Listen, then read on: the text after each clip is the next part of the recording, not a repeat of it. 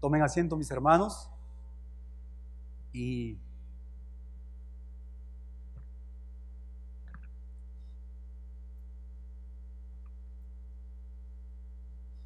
es algo maravilloso, es algo indescriptible cuando uno escucha la palabra del Señor, cuando uno se da cuenta, mis hermanos, que servimos a un Dios bueno y bondadoso, a un Dios vivo. Es algo que uno no lo puede controlar humanamente. Es algo que toca nuestras vidas, lo más profundo de nuestro ser. Cuando uno entiende lo que nuestro Señor Jesús hizo por nosotros. La muerte venció, Él resucitó. Él nos ha dado victoria, mis hermanos. Y gracias a su sacrificio en la cruz es que tenemos vida. Vida abundante y vida eterna. Hemos estado hemos estado hablando de esta serie de estudios titulado ¿Alguna vez has considerado preguntas que vale la pena hacer, que vale la pena preguntar? Y en el primer estudio hablamos de esta pregunta, si Dios en realidad existe. Y pudimos ver en este estudio que la misma naturaleza nos habla de la existencia de nuestro Dios. Luego hablamos de si Dios existe, si Dios, este gran Dios todopoderoso existe, ¿por qué es que Dios permite el sufrimiento en sus criaturas, especialmente en sus hijos? El porqué de nuestras pruebas.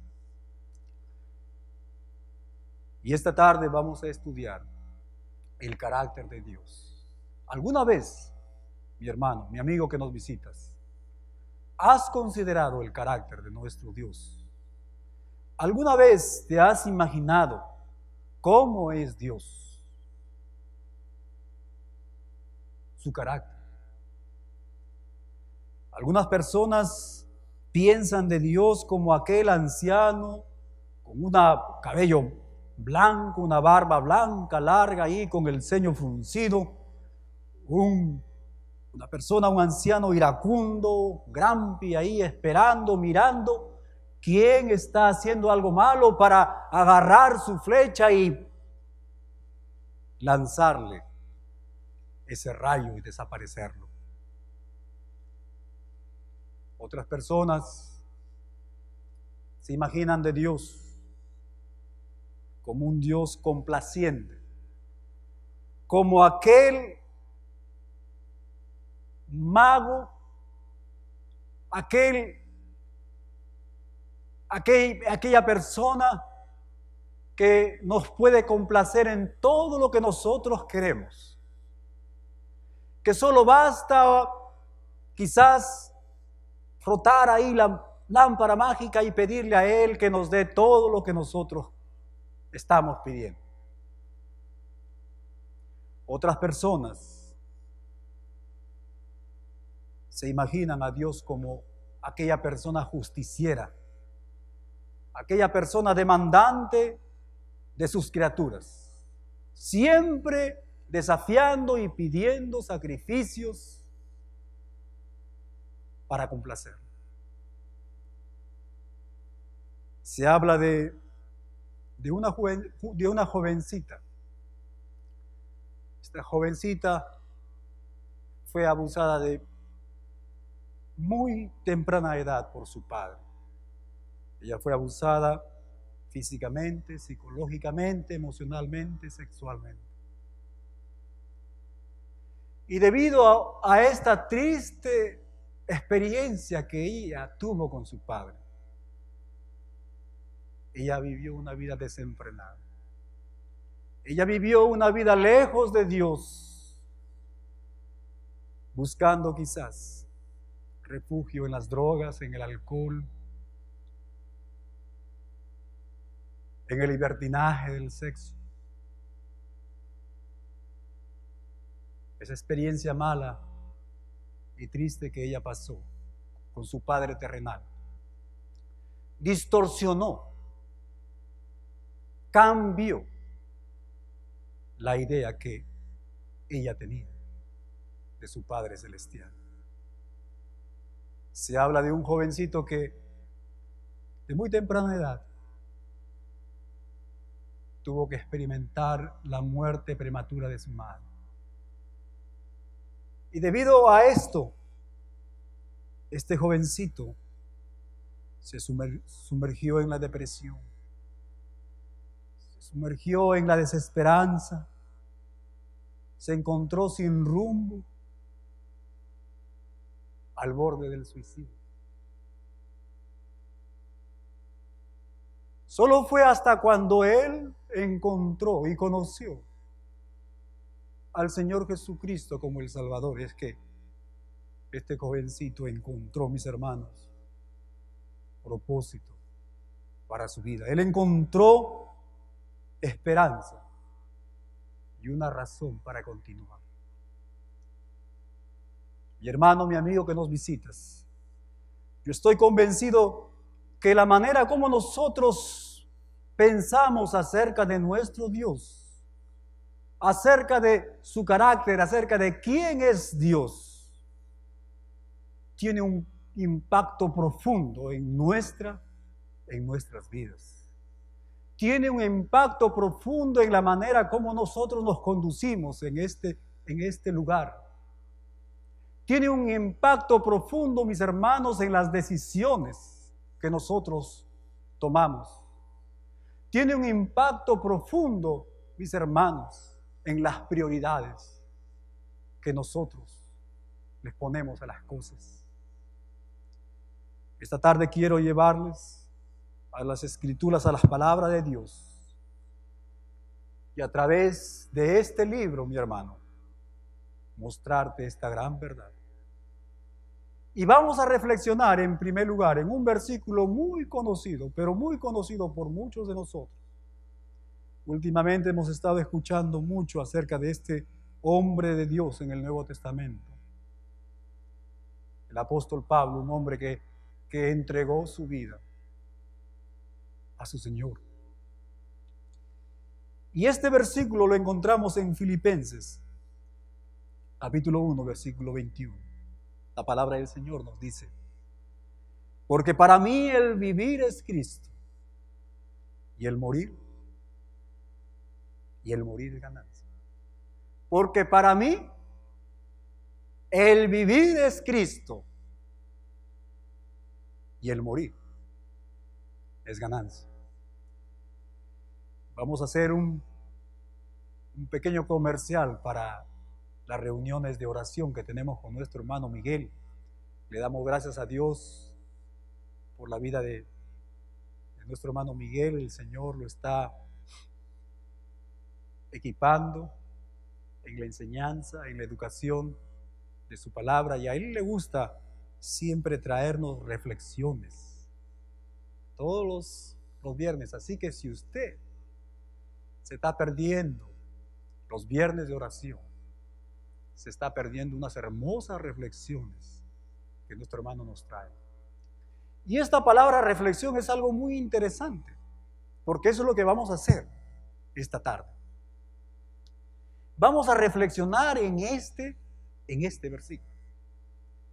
Y reflexionar, mis hermanos, significa leer, meditar y poder ver en las Escrituras, especialmente en este versículo, cosas que aparentemente no las vemos, pero que están pero que están ahí.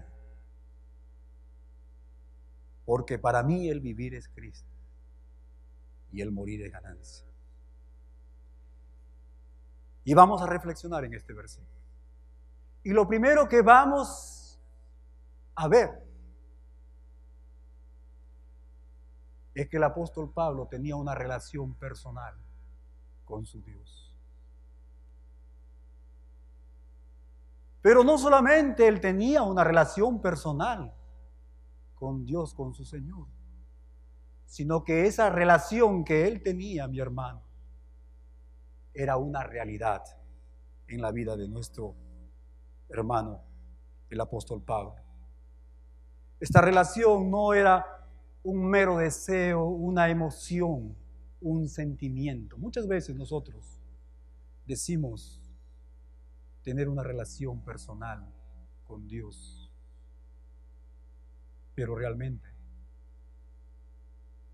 la manera como nosotros nos conducimos, la manera como tomamos decisiones, la manera como ponemos nuestras prioridades en nuestra vida, nos dicen todo lo contrario. La evidencia, mis hermanos, que nos muestra por qué es que esta relación del apóstol Pablo con su Dios era una realidad, era porque él había invertido su vida.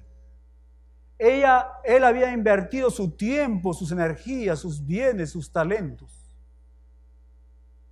para desarrollar aún más esta relación con su Señor, con su Dios. El libro de Filipenses nos habla que él había dejado todo lo que él había logrado, dice, en la carne, en este mundo, lo había dejado atrás, a un lado, para seguir, para conocer más a su Señor y Salvador. Así que la pregunta que tengo para ti, mi hermano, es: ¿qué tipo de relación tienes tú con tu Dios? ¿Es una relación de labios para afuera? ¿O es una relación en verdad? Es una relación real. Y si tú respondes que la relación que tú tienes con tu Dios es real, entonces la siguiente pregunta es: ¿cuál es esa evidencia que demuestra lo que tú estás diciendo? Pero hay algo más que este versículo, porque para mí el vivir es Cristo y el morir es ganancia, nos dice. Es que el Señor Jesús era el motivo. El Señor Jesucristo era el objeto y el centro de su existencia. El Señor Jesús era esa energía, ese motor que movía la vida de nuestro hermano. Nada era más importante en la vida de este hermano que el pasar tiempos de comunión espiritual, del pasar tiempos con su Señor en la oración, en el estudio, en la reflexión de la palabra de Dios, y sobre todo a través de una vida de dependencia a su Dios en los tiempos de prueba. Él estaba agradecido por su Señor. Él estaba agradecido, mis hermanos, por los pecados que el Señor le había perdonado. Él estaba agradecido a su Dios por el perdón de su antigua manera de vivir. Y sobre todo, él estaba agradecido por esa gracia divina que lo había llamado al ministerio de la proclamación del Evangelio de Dios. Mi hermano, ¿cuál es el objetivo de tu vida? ¿Cuál es esa energía? ¿Cuál es ese motor que te levanta de mañana para seguir en este mundo? ¿Cuál es ese centro que te anima a vivir. Pero hay algo más que podemos reflexionar aquí, en este versículo. Jesucristo, mis hermanos, había transformado la mente de este hermano. La manera de ver, la manera de vivir la vida. Él la vivía a través de los ojos de su Dios, de su Señor. Ahora él ya no se pertenecía a sí mismo, sino que él pertenecía a aquel que lo había llamado al ministerio. Mi hermano, ¿quién es el que controla tu vida? ¿Quién es esa persona que guía tus decisiones? ¿Quién es esa persona que te dirige por los caminos en los que tú estás andando?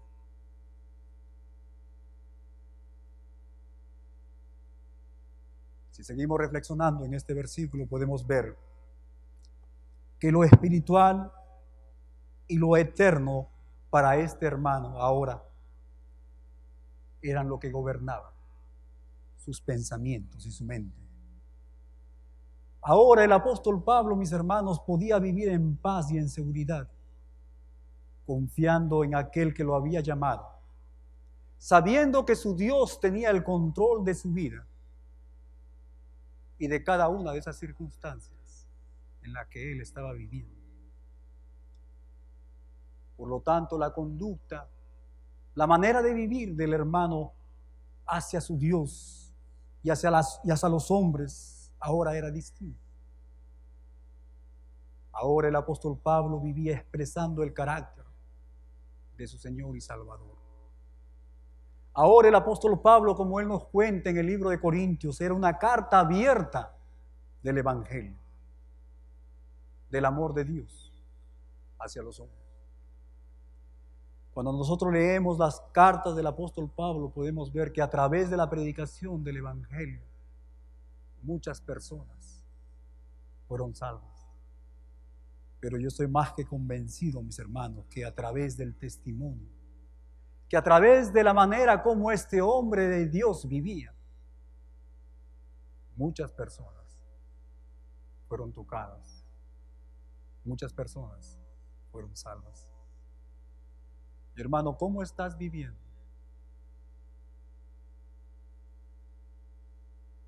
¿Cuál es lo más importante para ti? ¿Lo material? ¿Lo pasajero? ¿O es lo eterno? Como vivía nuestro hermano Pablo. Cuando nosotros leemos la vida de Abraham, encontramos una característica muy interesante en la vida de este hombre de Dios. Y es que este hombre de Dios vivía, nos dice la palabra del Señor, como un peregrino. Él vivía y se movía de un lugar a otro levantando su tienda, porque sus ojos estaban puestos, dice, en la ciudad celestial, en lo eterno. Tristemente, muchos de nosotros estamos viviendo de una manera opuesta. Muchos de nosotros quizás estamos enfocando nuestra manera de vivir y dándole valores a lo pasajero, a lo terrenal. El apóstol Pablo, mis hermanos, él vivía de una manera que él no tenía en cuenta las circunstancias en que él estaba viviendo, y que por cierto eran circunstancias y problemas muy difíciles. Cuando vemos en el Nuevo Testamento podemos encontrar que él sufrió el abandono, que él sufrió traición, que él sufrió persecución y aún el maltrato físico. Pero en obediencia a su Dios, el apóstol, mis hermanos, procuraba servir a los hombres con humildad y amor. Escúchenme bien. considerando a los otros como superiores a Él, poniendo, mis hermanos, los intereses del avance del Evangelio y de las necesidades del prójimo primero. Esta mañana tuvimos la oportunidad de escuchar el testimonio de Liana en el servicio del habla inglesa. Y fue un testimonio muy tocante, muy hermoso. Ella estaba hablando de que ella vivió 20 años en Cuba. Y sin embargo no tuvo la oportunidad de que una persona siquiera pudiera hablarle del Evangelio de nuestro Señor Jesucristo. Es muy triste, mis hermanos, el saber de que estamos, como ella mencionó aquí, en este lugar, en este país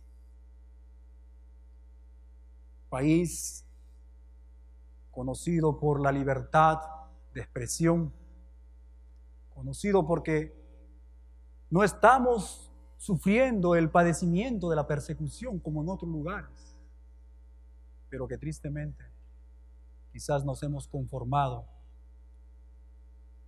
a la manera fácil de vivir, nos hemos acomodado y nos hemos olvidado de lo más importante en la vida de un cristiano, que es justamente compartir y llevar el mensaje de salvación. Y por último, mis hermanos, cuando reflexionamos en este versículo podemos ver que lo único, mis hermanos, que detenía a este apóstol Pablo para verse con su Dios, para estar en la presencia del Señor, de su Salvador, era el deseo de continuar sirviendo a su Dios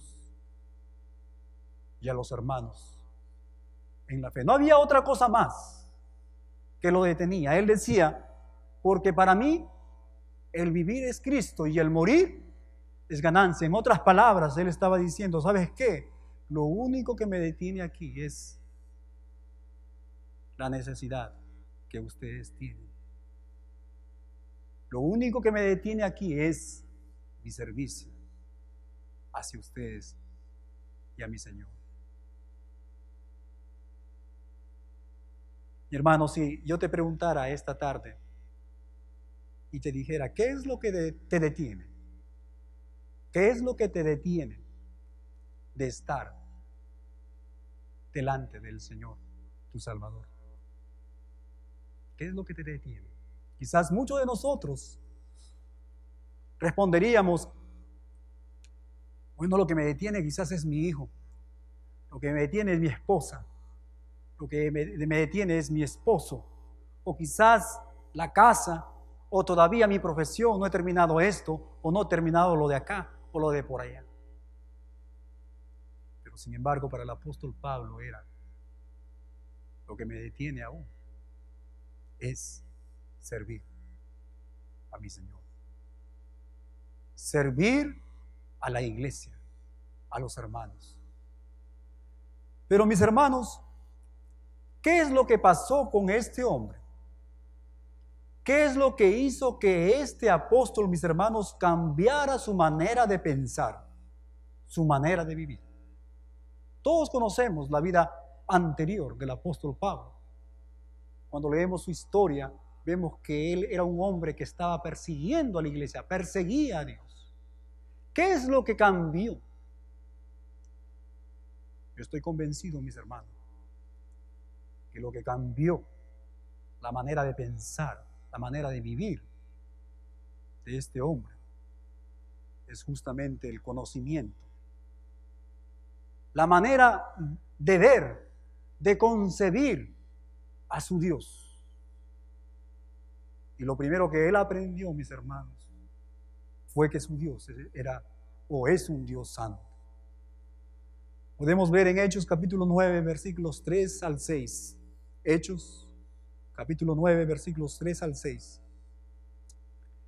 Lucas nos habla de la manera como es que este hombre, el apóstol Pablo, encontró al Señor, a Dios, a su Creador.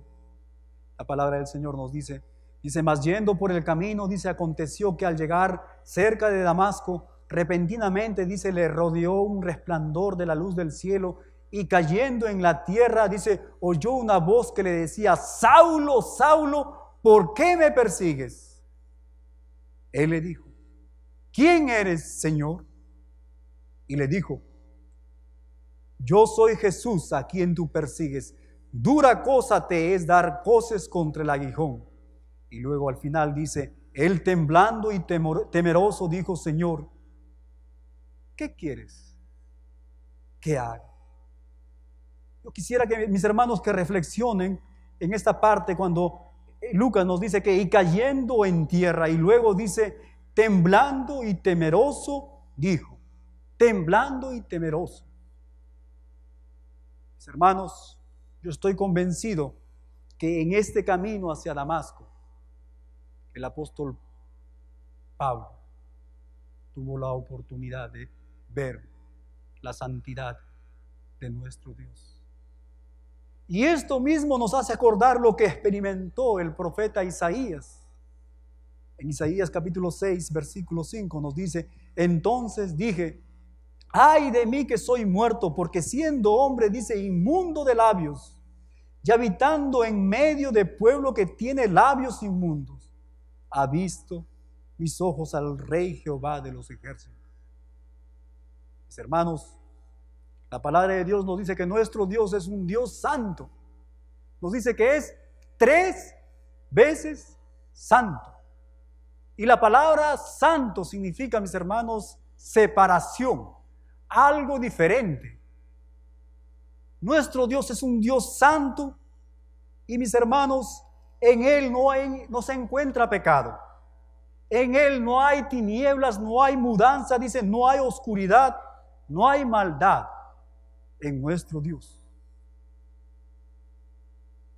Pero escúcheme bien, su santidad nos lleva a considerar, mis hermanos, nuestra condición de pecado. Y eso es lo que el apóstol Pablo, mis hermanos, experimentó cuando él se encontró cara a cara con su Señor al considerar, mis hermanos, la santidad del Señor. Dice que él cayó y temblando y temeroso. Muchas veces cantamos o hablamos y decimos, qué hermoso es estar en la presencia de nuestro Dios, ¿verdad? Hay muchas canciones que hablamos, pero nos olvidamos de esta gran verdad, que nuestro Dios es un Dios santo. Y cuando nosotros, mis hermanos, consideramos la santidad de Dios, nos debe llevar, mis hermanos, a considerar nuestras imperfecciones y nuestro pecado. Muchas personas se consideran a sí mismos personas buenas. Nada han hecho. No tienen necesidad de Dios. ¿Sabes por qué? Justamente porque ellos están ajenos a la santidad de nuestro Dios. Pero nuestro Dios no solamente es un Dios santo, sino que también la palabra del Señor nos dice que nuestro Dios es un Dios justo. Filipenses capítulo 2, versículos 9 al 11 nos dice lo siguiente. El apóstol Pablo, hablando a la iglesia en Filipo, nos dice, por lo cual Dios también, dice, le exaltó al Señor Jesús, dice, hasta lo sumo, y le dio un nombre que es sobre todo nombre, para que en el nombre de Jesús se doble toda rodilla de los que están, dice, en los cielos y en la tierra y debajo de la tierra, y toda lengua confiese que Jesucristo es el Señor, para la gloria de Dios Padre. Nuestro Señor Jesucristo, nuestro Padre, le ha dado autoridad a nuestro Señor. Él es el Rey. Y Él va a juzgar. Dice que toda rodilla se doblará. Y Romanos capítulo 2, versículo 5. El apóstol Pablo nos habla lo siguiente y nos dice: pero por tu dureza y por tu corazón no arrepentido, dice, atesoras para ti mismo, dice, ira para el día de la ira y de la revelación del justo juicio de Dios. Nuestro Dios, mis hermanos, es un Dios justo y Él juzgará con justicia. Escúchame bien, mi amigo que nos visitas. Nuestro Dios no va a pasar en alto el pecado y la desobediencia del hombre. Esto lo vemos a través de toda la Biblia. Lo vemos en el tiempo de Noé. Lo hemos visto en el tiempo de estas ciudades de Sodoma y Gomorra. Y así como Él trajo juicio en estos lugares, la palabra del Señor nos dice que Él va a traer juicio a esta tierra. Y Él va a juzgar con justicia.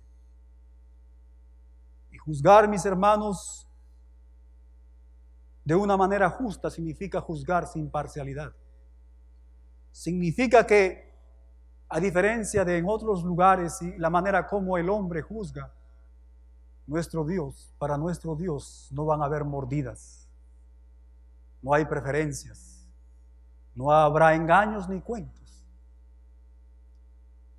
El justo juicio de Dios, mis hermanos, el hombre recibirá lo que realmente nosotros merecemos. Pero el apóstol Pablo no solamente, mis hermanos, concibió a un Dios santo y justo, sino también a un Dios de amor. Y aunque es probable que él no tuvo la oportunidad de leer este versículo tan conocido, más famoso, creo, versículo más famoso en la Biblia, Juan capítulo 3, versículo 16, porque de tal manera amó Dios al mundo, que ha dado a su Hijo unigénito, para que todo aquel que en Él cree no se pierda, mas tenga vida eterna. Aunque él no tuvo la oportunidad de leer este versículo, sin embargo, él sabía de que este Dios era un Dios de amor. Y no solamente un Dios de amor, sino también un Dios de bondad, un Dios bondadoso. Y cada vez que yo trato de reflexionar en esta palabra de bondad, lo relaciono con un Dios de oportunidades. Nuestro Dios es un Dios de oportunidades. Nuestro Dios no es un Dios, mis hermanos, que tú pecaste, hiciste esto y te desecho. No es así. Es un Dios bondadoso. Recuerdo que uno de mis hijos, Alex, cuando estaba pequeño, me decía: papá, estoy contento por ti, porque él decía, eres un papá de second chance, de segunda oportunidad. Pero nuestro Dios es un Dios no solamente de segunda, sino de muchas oportunidades. Cada vez que yo reflexiono, mis hermanos, en bondad, lo relaciono con la palabra paciencia. Paciencia. Y en su bondad Él nos da, mis hermanos, nuestro Dios nos da de su gracia. El día viernes estuvimos en la oración y justamente escuchamos y reflexionamos en esta palabra gracia. Y el hermano Miguel nos estaba hablando, enseñando sobre lo que significaba gracia. Y gracia, mis hermanos, significa un regalo inmerecido, o sea, algo que recibimos de Dios y que nosotros realmente no lo merecemos por nuestro pecado. En otras palabras, gracia es algo que Dios nos da sin merecerlo. Y en su bondad nuestro Dios nos da también de su misericordia. Y misericordia significa que Dios no nos da lo que nosotros merecemos. ¿Y qué es lo que el hombre sin el Señor Jesús como Salvador merece? Es condenación, condenación eterna. Y eso es lo que justamente Dios no nos da. Segunda de Corintios capítulo 1 versículo 3 nos dice: bendito sea el Dios y Padre de nuestro Señor Jesucristo. El apóstol Pablo nos está hablando, dice: Padre de misericordias y Dios de toda consolación. Padre de misericordias, es un Dios, mis hermanos, misericordioso. Por eso es que el profeta Jeremías decía que las misericordias de nuestro Dios son nuevas cada mañana. Cada mañana nuestro Dios tiene algo para cada uno de nosotros, sus hijos. Y en 1 Corintios capítulo 15, versículo 10, el apóstol continúa diciendo: pero por la gracia de Dios soy lo que soy, y su gracia no ha sido en vano para conmigo. ¿Sabes qué? El hecho de que tú estás hasta ahora aquí es por la gracia de Dios. El trabajo que tú tienes ahora es por la gracia de Dios. La familia que tú tienes es por la gracia de nuestro Dios. Muchas cosas creemos que pertenecen porque son el resultado de nuestro esfuerzo, pero no es así, mi hermano. Es por la gracia de nuestro Dios. Y en Tito, el apóstol Pablo va a personificar la gracia de Dios. Y él nos dice en Tito capítulo 2, versículo 11, dice: porque la gracia, dice, de Dios, dice, se ha manifestado para salvación a todos los hombres. Dice, la gracia de Dios se ha manifestado para salvación. En otras palabras, la gracia de Dios es nuestro Señor Jesucristo. Ese es el regalo que hemos recibido tú y yo de nuestro Dios. Es a través de ese regalo inmerecido de nuestro Señor, de nuestro Padre Celestial, que tenemos salvación. Y para terminar, un último pasaje en Tito capítulo 3, versículos 4 al 7. Es algo increíble, mis hermanos, cómo es que el apóstol Pablo nos va a hablar de todas estas bondades, de todo este carácter de nuestro Dios, todos los aspectos de su carácter que hemos hablado. Lean conmigo. La palabra del Señor dice: pero cuando se manifestó, dice, la bondad de Dios, nuestro Salvador.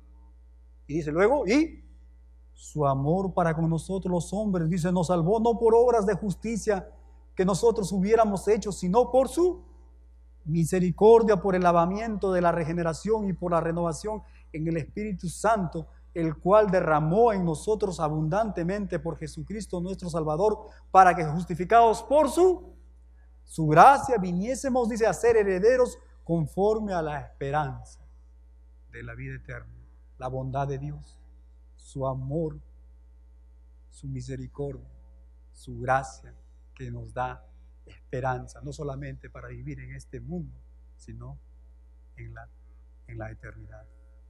Mis hermanos, yo estoy convencido que la manera como pensamos acerca de nuestro Dios, cómo es Dios, mientras más, mis hermanos, aprendamos del carácter de nuestro Dios, escúchenme bien, eso va a producir un impacto muy grande en nuestra manera de vivir. Va a producir un impacto grande, mis hermanos, en la manera como nosotros nos estamos conduciendo, en las decisiones que estamos tomando, en las prioridades que estamos dándole a las cosas, en el compromiso que nosotros estamos dando al Señor, a su iglesia local. ¿Qué concepto, mi hermano? ¿Qué imagen tienes de Dios? ¿Qué imagen tienes de su carácter? Quizás como ese hombre ahí, con el ceño fruncido, tratando de buscar algún defecto tuyo para lanzarte un rayo y destruirte. O como aquel hombre, como aquel mago, al cual tú te puedes acercar y pedirle todo lo que tú quieres y que te lleve tu vida a un libertinaje.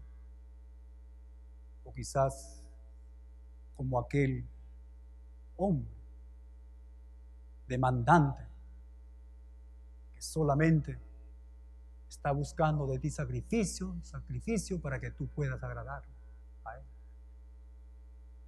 O quizás piensas de Dios como el Dios que hemos expuesto a través de la palabra del Señor, un Dios santo, un Dios justo, pero también un Dios bondadoso, que nos da de su gracia, nos da de su misericordia, las cuales nos dan esperanza para vivir.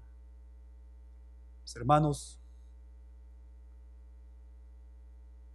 la manera como tú concibas a Dios determinará la relación que tú vas a tener con Él. Ya sea una relación de rechazo, de amargura, de temor, quizás una relación, una cercanía, una relación personal de gratitud por todas sus bondades. Mis hermanos, oremos a nuestro Dios, a nuestro Padre Celestial, para que todos nosotros tengamos ese deseo, el mismo deseo que el apóstol Pablo mostró, y que la palabra de Dios lo registra para ejemplo, para que todos nosotros podamos seguir. Dios bendiga su palabra. Dios bendiga la vida de cada uno de ustedes.